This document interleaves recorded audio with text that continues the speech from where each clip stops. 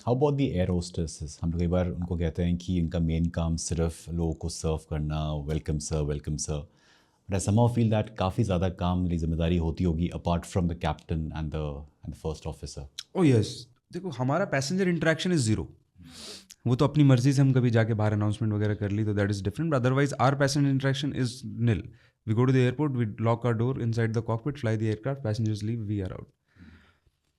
और स्पेशली जब ये जैसे फ्लाइट डिले हो रही है, पैसेंजर्स फ्रस्ट्रेटेड भी हैं, तो क्रू को हैंडल करना है वो 200 लोगों को, सोचो 4 लोग हैं बेचारे। तो initially crew was not hired, जब स्टार्टिंग में भी होते थे ये तो चलो एक्स्ट्रा चीज़ है कि भाई आपको ये पानी खाना ये सब अलग चीज़ है, their main responsibility is not for that. कई फ्लाइट होती है जिनमें होती भी नहीं है ये सर्विस।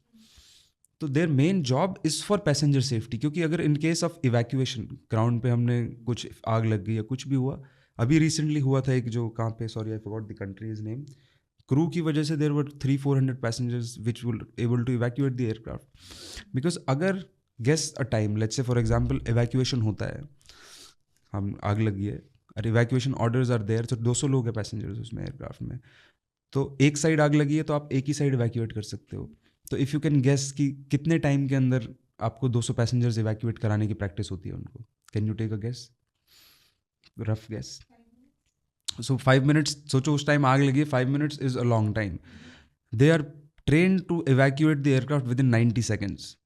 90 सेकेंड्स में वो 200 पैसेंजर्स को सेफली बाहर निकाल देंगी।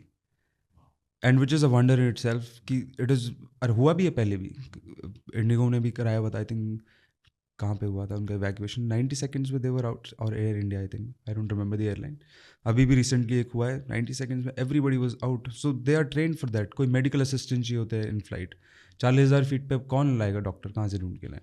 सो they are trained to deal with basic medical emergencies in flight. और आपका ग्राउंड पे इवैक्यूएशन वगैरह तो है ही, और भी जो भी है सब चीज़ 200 लोगों को सेफ्टी वाइज पहुंचाना।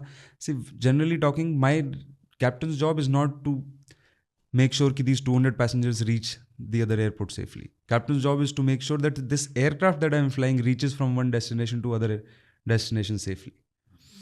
चाहे एयरक्राफ्ट खाली है चाहे पीछे कोई भी है, मेरे को वो है कि ये प्लेन सेफली पहुंच जाए, तो इन टर्न ऑब्वियसली पैसेंजर्स भी सेफली पहुंचेंगे। But crew's responsibility is these 200 people should reach safely from one part to the other part wherever we are going.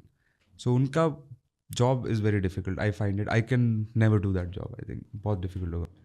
And if you remember, European flights में the crew has a different authority. India में जो crew है उसको I think people take it as कि वो सर्व करना चाहिए।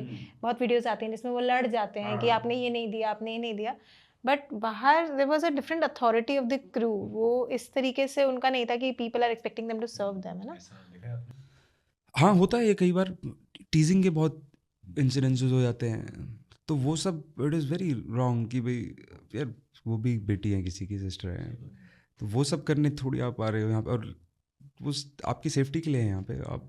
तो कई बार बदतमीज़ लोग, अब खैर वो तो आप उनका कुछ कर ही नहीं सकते, you will always find them everywhere. So you just have to stay away from them, do not, they are train to how to deal them with them, they never, they will never misbehave back, they will just smile and go, will say okay sir.